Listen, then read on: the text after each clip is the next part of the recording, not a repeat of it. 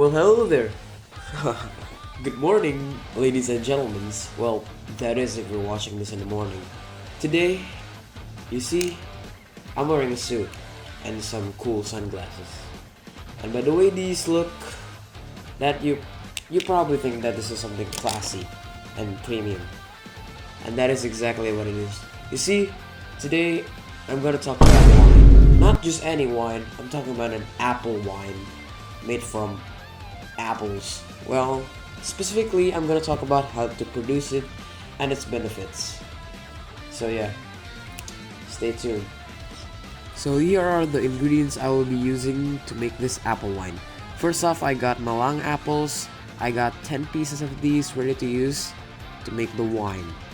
And after that, I also have 400 grams of sugar ready, and also half a tablespoon of yeast. This isn't like bread yeast, they are specific yeast used for winemaking. I also have tea to improve the taste and aroma of the wine. Next up is the tools I will be using to make the wine. So first is a container with an airlock attached on top. I actually burned a hole through the container to fit that. Next up is a cutting board with knife to cut the fruits. There's also a sieve to filter out the juice from the apples. And finally, there will also be a pan that I will be using to boil half a liter of water. To start off the winemaking process, start by washing all 10 pieces of apples to get rid of its bacteria and dirt from its skin surface.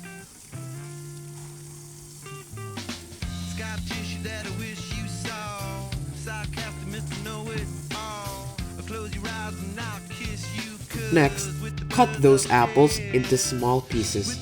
This is very hard for me, and it personally took a while because I'm not very proficient at cutting apples in the first place, and there are just so many apples to cut.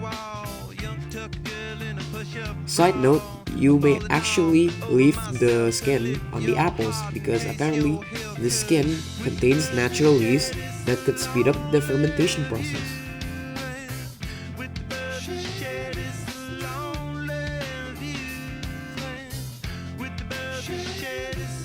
After that's done, boil half a liter of water onto the pan you've already prepared.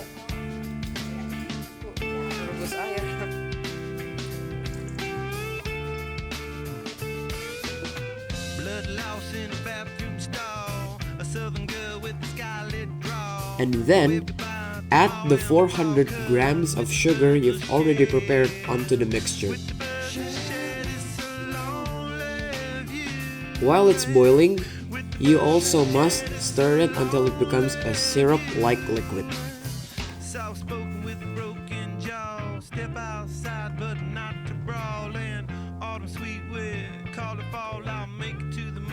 Meanwhile all of that's happening, you may also brew up the tea.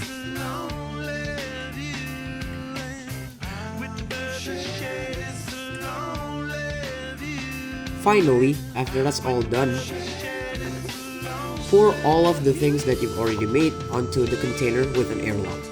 I started with the apples.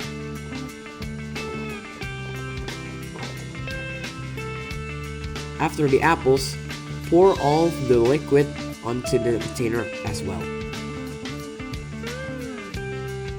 After the sugar syrup, I also poured the tea.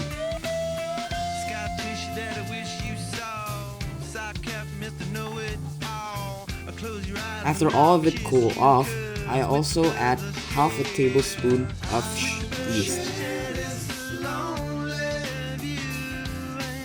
You must also stir it up because if not, the yeast will only stay in one spot and thus your wine cannot ferment.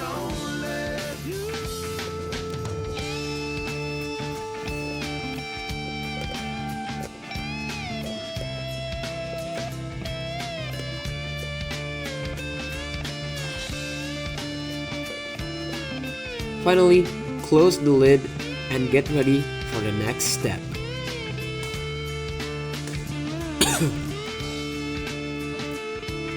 This is the point where the first fermentation will begin. To begin, you need to put the wine in a safe place where there's no light or heat coming from outside. After that, we put it in there and wait to 5 days for the first fermentation before filtering out the foods.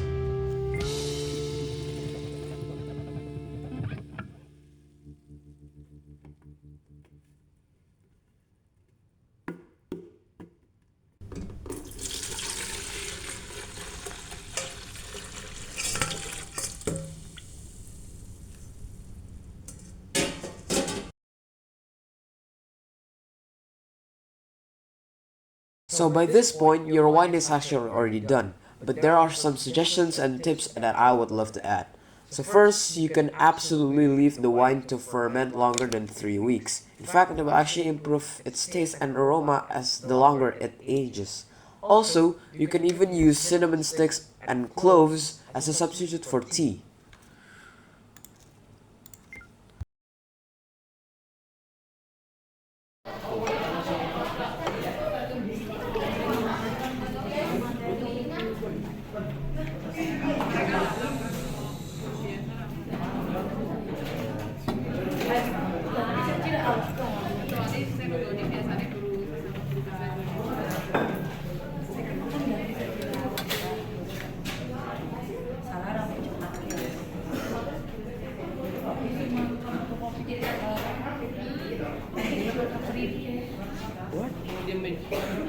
Berarti itu belum ada alkoholnya. Lah, Punya gitu, Keane. kok gitu, Bu?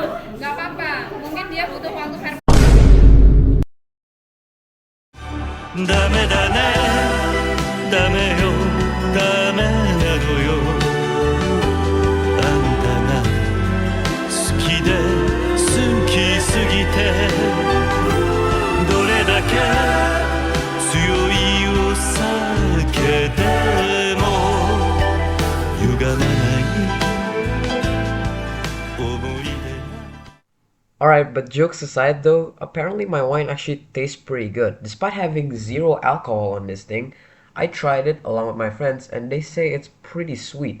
So I actually wouldn't exactly consider this a failure. It just probably needs more aging apparently. But thank you everyone for watching this video and peace out.